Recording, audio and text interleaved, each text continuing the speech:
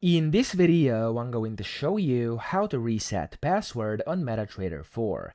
Now, I'm assuming if you're trying to reset or change your password, you want to change the password of an account you are using inside MetaTrader, okay? So to do this in MT4, you want to open this navigator. So if it's not showing for you, click on View and then click on Navigator or press Ctrl and N on your keyboard.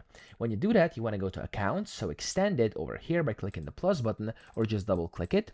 And then from here, you can also go and select whatever account you want to reset password for. I'm going to go for MetaQuotes demo over here. Then you want to select the account where you want to reset the password, right click and click on change password. Then it's going to basically tell you have to type in the current password. And of course, you just want to type that in. You want to type in the current password and then you want to just add the new password and confirm the new password. Click on OK. And that's all you have to do to reset your password on MT4. I hope this video helped you out. If it did, please subscribe to the channel and help me out as well.